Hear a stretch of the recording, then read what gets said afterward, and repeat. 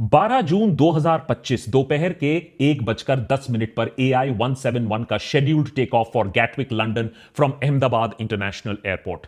11:25 पर क्रू का pre flight breath analyser test होता है जो नॉर्मल निकलता है। साथ ही साथ लॉग्स दिखाते हैं कि पिछले 24 घंटों में पायलट्स ने फ्लाई नहीं किया था, उनकी ड्यूटी नहीं थी, दे वर वेल रेस्टेड। करीबन 12:30 बजे क्रू बोर्डिंग गेट पर दिखती है। प्री फ्लाइट चेक्स शुरू होते हैं। सरदार वल्लभ भाई पटेल इंटरनेशनल एयरपोर्ट पर उस समय विजिबिलिटी, विंड, वेदर कंडीशंस बिल्कुल नॉर्मल थी। 230 पैसेंजर, 12 क्रू और 54,000 लीटर फ्यूल के साथ भी यह बोइंग 787 अपने अलाउड टेक ऑफ वेट से कम पर थी और ना ही फ्लाइट में कोई डेंजरस कार्गो था। 1:18 AI 171 अपने पार्किंग बे 34 से निकलती है रनवे की तरफ। इस समय सारे systems normal, everything in the green. 1:37 AI 171 को टेक ऑफ की क्लियरेंस मिलती है और वो रनवे 23 से टेक ऑफ की प्रक्रिया शुरू करती है। 1:38 ये विशाल प्लेन हवा में होती है, लेकिन अगले ही कुछ सेकंड्स में सब कुछ बदल जाता है। 1:38 PM and 42 seconds प्लेन अपने मैक्सिमम रिकॉर्डेड स्पीड 180 नॉट्स पर पहुंचती है और उसके तुरंत बाद 787 की एनहांस्ड एयरबोर्न फ्लाइट रिकॉर्डर्स या EAFR यह दिखाती है कि इंजन नंबर 1 और इंजन नंबर 2 दोनों की फ्यूल सप्लाई को रोक दिया जाता है।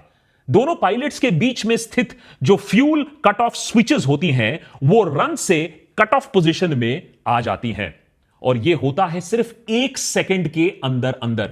यह फ्यूल कट ऑफ स्विच जमीन पर इंजन को चलाने के लिए, पार्क करने के बाद इंजन को बंद करने के लिए, या फिर अगर आसमान में कोई इमरजेंसी हो गई, आग लग गई, तो इंजन को बंद करने के लिए इस्तेमाल किया जाता है। फ्यूल सप्लाई कट होते ही इंजन पावर कम होना शुरू हो जाती है। कॉकपिट वॉइस रिकॉर्डिंग में साफ सुनाई देता है, एक पायलट दूसरे से पूछ रहा है कि तुमने कट ऑफ क्यों किया। दूसरा पायलट कहता है उसने ऐसा कुछ नहीं किया। यह सब याद रखिए कुछ ही सेकंडों के अंदर हो रहा है। 1:38 PM and 47 seconds enhanced airborne flight recorder अब दर्ज करती हैं कि दोनों इंजन की N2 values minimum idol speed से कम हो गई हैं, यानी इंजन आउटपुट पावर कम हो गया है और इसीलिए rat hydraulic pump emergency power देना शुरू कर देता है एयरक्राफ्ट को। इसके बाद पायलट्स प्लेन को बचाने की खूब कोशिश करते हैं। 1:38 PM and 52 seconds engine number 1 के फ्यूल कट ऑफ स्विच को वापस कट ऑफ से रन पर डाल दिया जाता है और उसी के कुछ सेकंड बाद 1:38 PM and 56 seconds पर इंजन नंबर 2 के फ्यूल कट ऑफ स्विच को भी रन पर डाल दिया जाता है। और यहां आता है AI 171 क्रैश का सबसे ट्रैजिक पार्ट। जैसे ही फ्यूल कंट्रोल स्विचेस को वापस कट ऑफ से रन पर डाल दिया जाता है, 787 की full authority dual engine control या FADEC सिस्टम ऑटोमेटिकली दोनों इंजन को रिलाइट कर देती हैं और थ्रस्ट रिकवरी सीक्वेंस का प्रोसेस शुरू हो जाता है। एग्जॉस्ट गैस टेंपरेचर या EGT जिसकी रीडिंग्स हमारे पास अब हैं, वो दिखाती है कि दोनों इंजन्स चालू हो गई थी, गैस का टेंपरेचर बढ़ रहा था, यानी टर्बाइंस वापस एक्शन में आ गई थी। इंजन नंबर 1 की कोर डीएक्सेलरेशन रुक भी गई थी, रिकवरी वहां हो रही थी। इंजन नंबर 2 रीलाइट करने के बावजूद अपना कोर स्पीड डीएक्सेलरेशन रोक नहीं पाती है। लेकिन अगर एयरक्राफ्ट थोड़ी और हाइट पर होती, सिर्फ कुछ और 100 मीटर्स की हाइट पर भी होती और एक इंजन भी सक्सेसफुली रिकवर हो जाता, तो इस दुर्घटना से यह फ्लाइट बच जाती। एक इंजन के पावर पर वापस घूम के आराम से लैंड हो जाता AI 171। लेकिन पायलट्स के पास ना ही ऑल्टीट्यूड था और ना ही समय। 1:39 PM and 5 seconds पायलट्स का मेडे कॉल आता है, लेकिन तब तक बहुत देर हो चुकी होती है क्योंकि 1:39 PM and 11 seconds कुछ ही सेकंड बाद EAFR रिकॉर्डिंग बंद हो जाती है।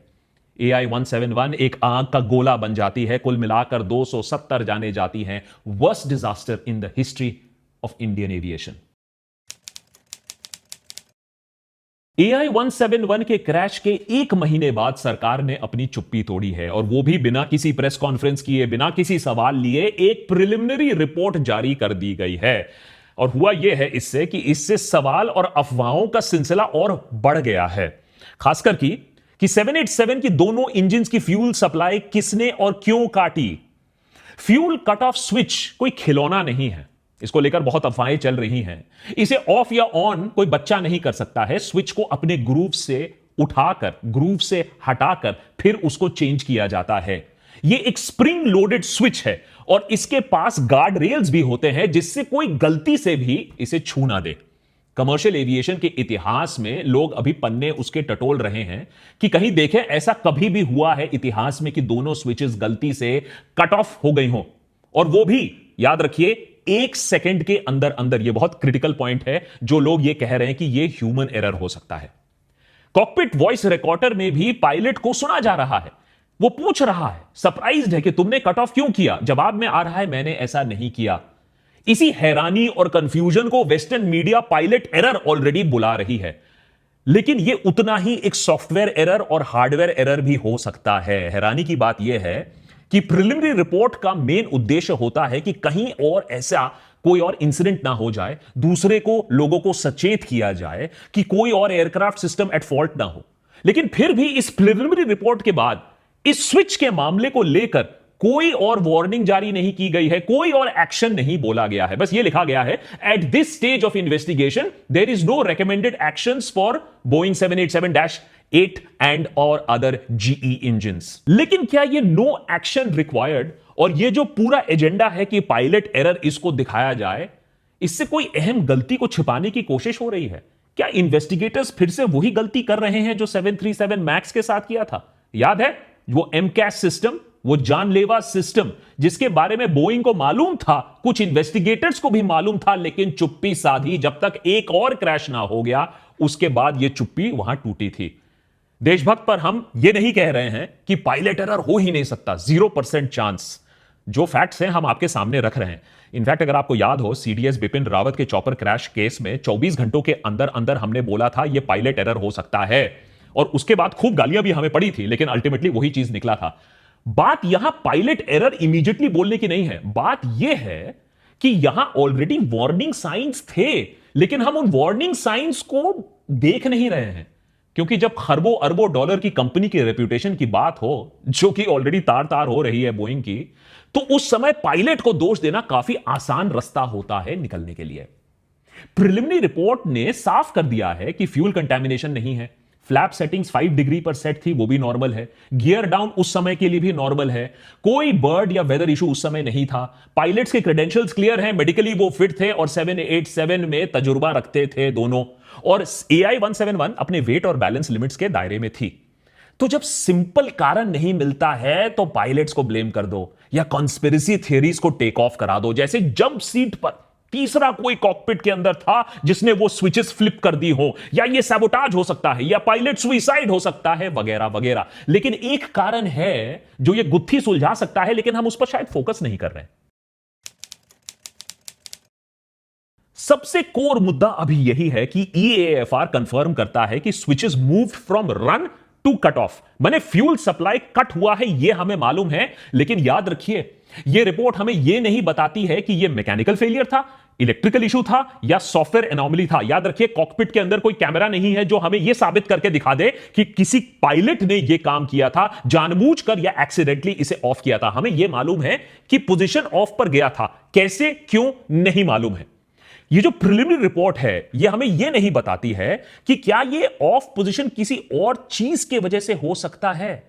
अब याद रखिए एयरक्राफ्ट पहले फ्लाई करके दिल्ली से अहमदाबाद आया था एज फ्लाइट AI 432, और प्रीवियस क्रू मेंबर्स ने एक फॉल्ट कोड भी रिपोर्ट किया था which is related to the stabiliser position sensor stab pos XDCR।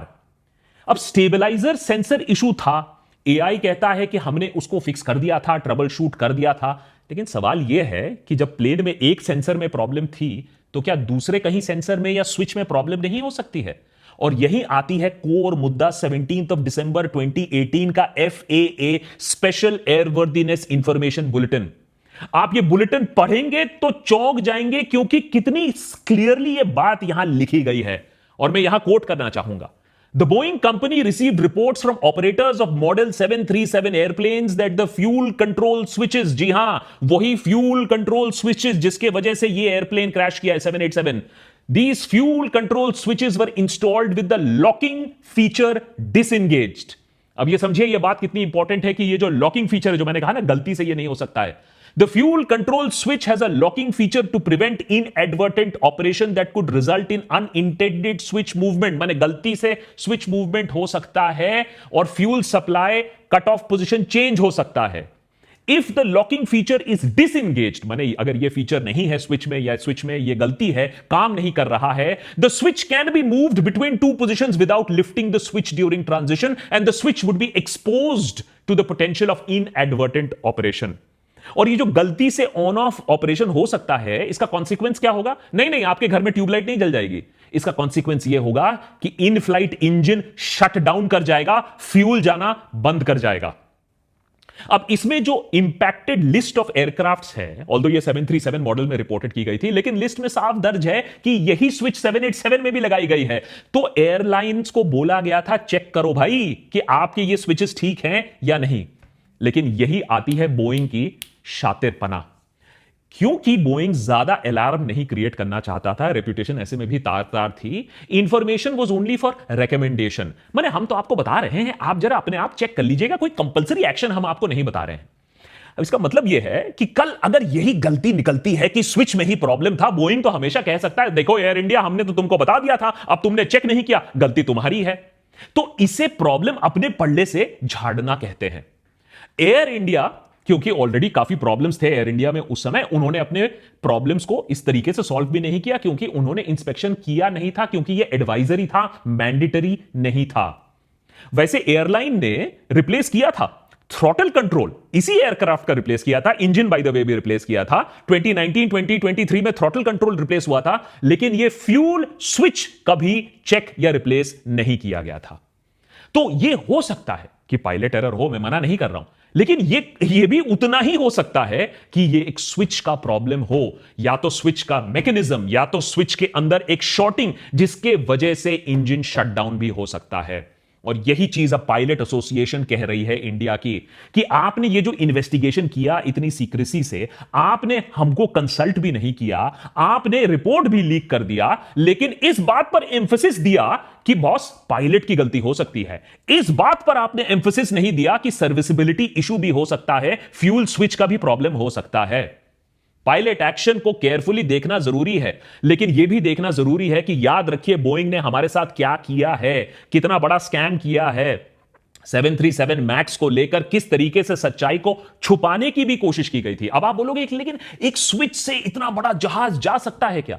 तो जाकर हमारा एपिसोड देखिए, जो हमने बोइंग की सच्चाई के बारे में बताया था कि कैसे एक फॉल्टी सेंसर ने एमकैस को एक्टिवेट किया था 737 मैक्स में, और उसी तरीके से एक फॉल्टी स्विच की वजह से पूरा का पूरा प्लेन नीचे जा सकता है, खासकर कि जब वो टेक ऑफ कर रहा है।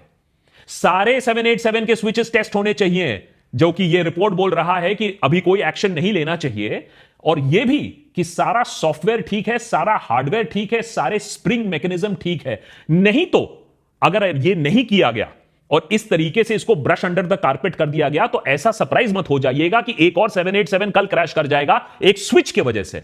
तो जिस तरीके से इस रिपोर्ट ने बड़ी कैजुअली इस स्विच के इशू को लेने की कोशिश की है, वो थोड़ा सरप्राइजिंग लगता है। हो सकता है कल ये पायलट एरर निकले, हो सकता है कि क्विक एक्शन टेकन ना हो, जबकि 30 सेकंड ही टाइम था, लेकिन जब एक स्विच की वार्निंग है और जब स्विच का एक प्रॉब्लम निकला है, तो उसको इस तरीके से दरकिनार करना, it does stink of some sort of a cover up.